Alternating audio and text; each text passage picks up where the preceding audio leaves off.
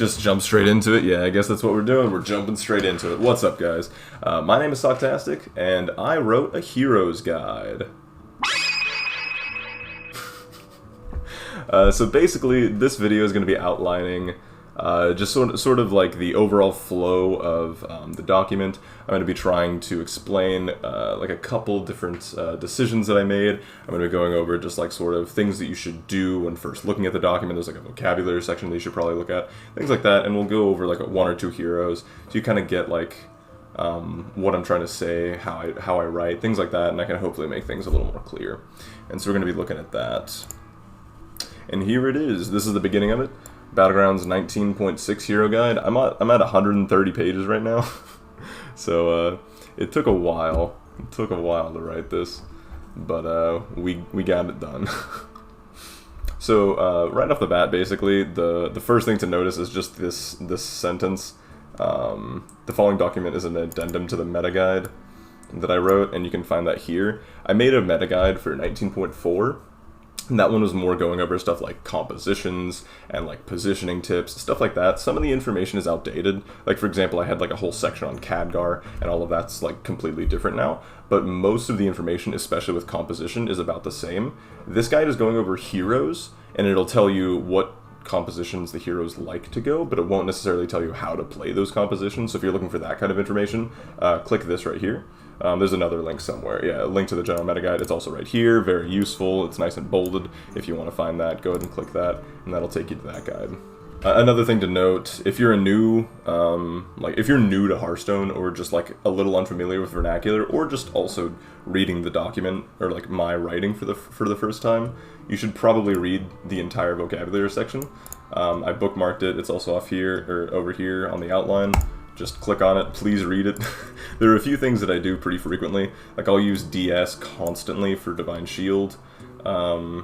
Tokens, I'll use HP all the time for hero power. It's not health or health points, it's hero power, and that's very important to know. Mostly it's DS and HP. Those are like the two big shorthands. Everything else I think is relatively intuitive. But yeah, just also go over the rest of the vocabulary and stuff, just so that it's not like confusing to read. Heroes are going to be listed in alphabetical order. So, for example, Rafam is under Archvillain Rafam. He's right here under A. He's not going to be under R. So it's just the full title of the alphabet, and then the full title of the hero in alphabetical order. Here's an example selected by my chat of a specific hero that we're just going to kind of go through. Going to take you through the outline of the information that I'm giving you. There are 6 different sections.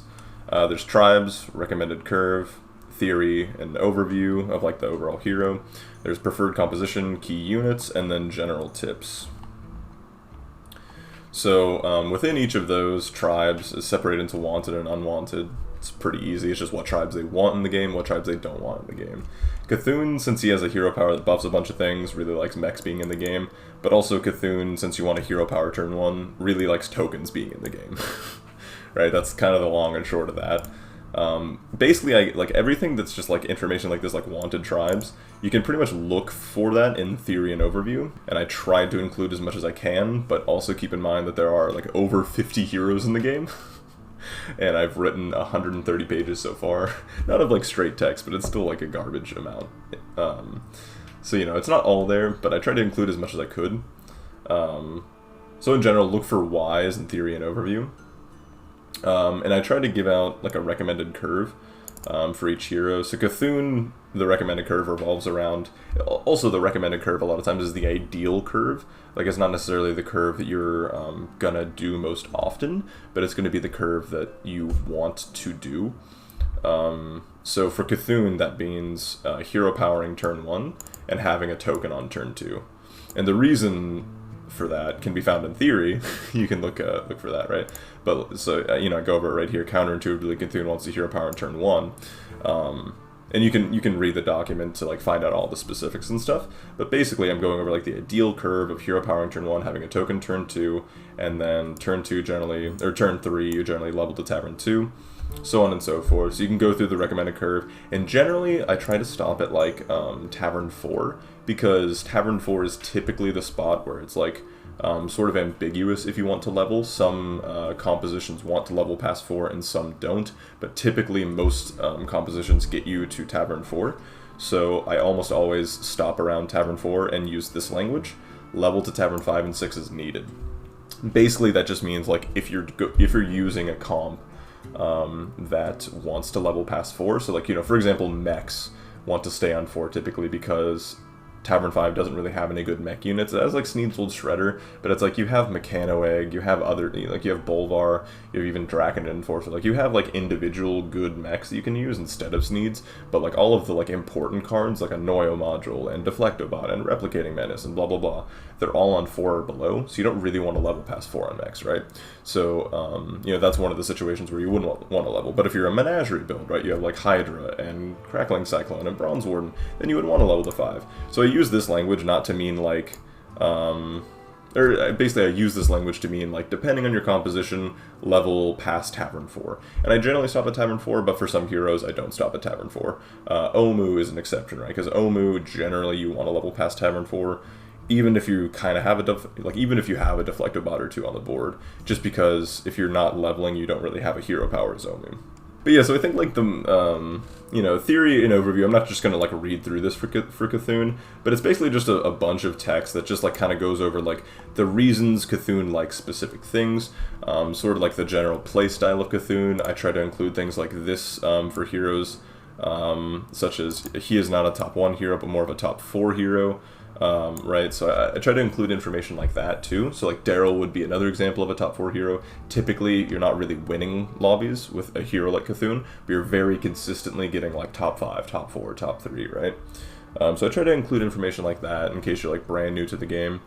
And, you know, there's just like sort of general ideas, different strategies for playing Cthulhu in theory and overview. But I think like probably the most important thing to look at is just like the curve. I think this is like a good place to start. It just sort of gives you an outline of what to do each turn. And, you know, ideally the curve is informed by things like the theory and things like your preferred compositions and the things like your key units, but doesn't necessarily have to be. Anyway, a note about curve. You know, the main line recommended curve is at the top of each hero, but if there is an alternative curve, or, you know, maybe there are different ways to play the hero, I will try to put an alternative curve in the general tips section. So like Cthulhu is a big one, because if you miss your token turn 2, then the hero plays like not completely differently, but it's like a very different there are very different like things that you're looking for. Like you can't really level on the 5 gold turn, for example, if you don't start with a token on the 4 gold turn, because you need to buy units. So you're actually putting stats on the board, so you stop losing fights so much, right? So, you know, I'll put like alternative curves in general tips generally. So if, you know, if you feel like the hero is particularly like variable, like maybe it's a hero like Rafam or something, you can probably check the general tips and there'll be an alternative curve that you can check out and also like look at.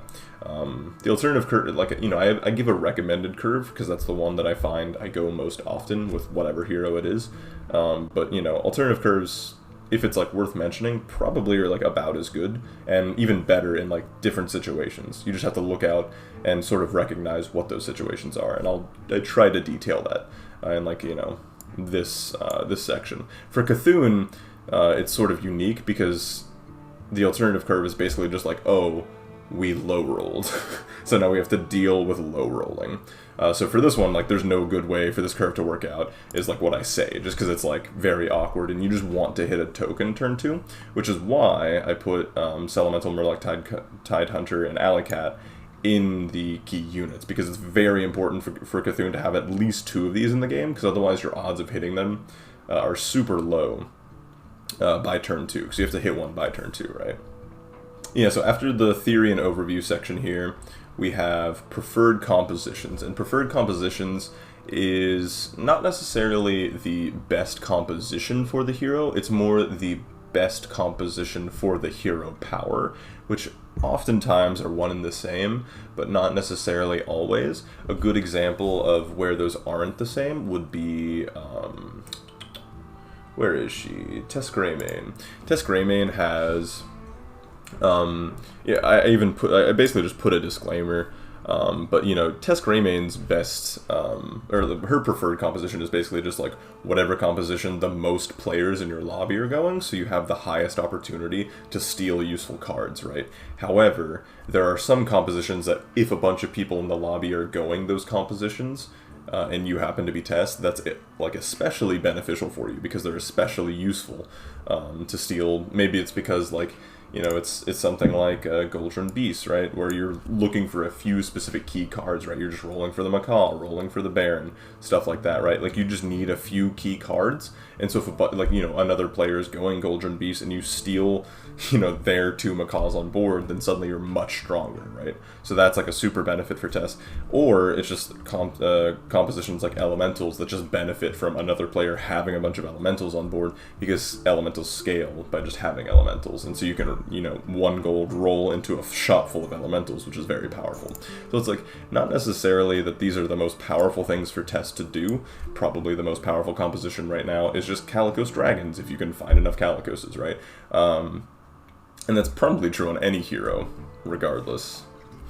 But it's more just like these ways of playing, if presented to Tess, are the most powerful. And I try to, like, include disclaimers if they sort of have a mismatch, but for the most part, just keep that in mind.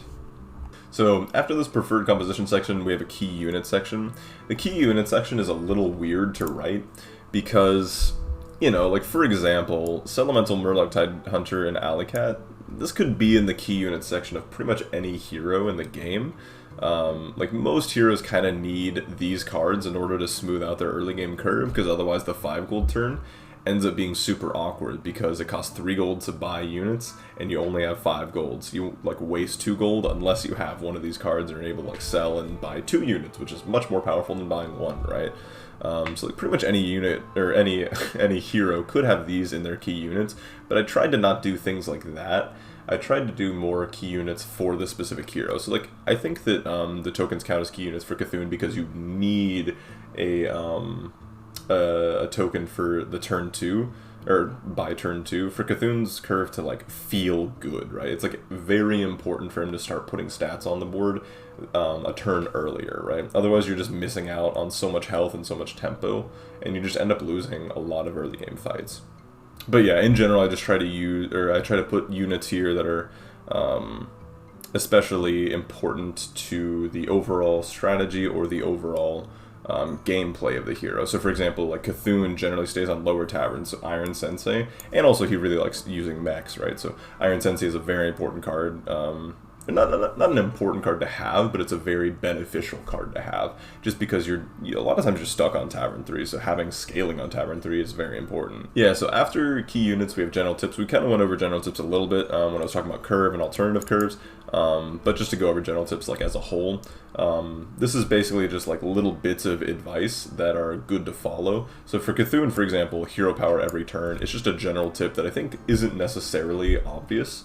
The why of this, of course, is located in the theory or overview section, but, you know, it's just, like, little bits and pieces of information.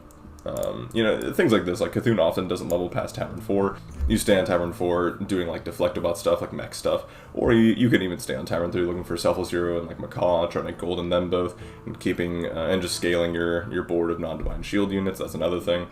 But yeah, it's like, oftentimes on Cthulhu, you don't level to Tavern 5 and look for scalers like Brand or Lightfang. You just let your hero power scale for you, and you try and find enough Divine Shield units to scale that the doubling effect of Divine Shield being scaled is enough to overcome the fact that you don't have a traditional scaler like Lightfang.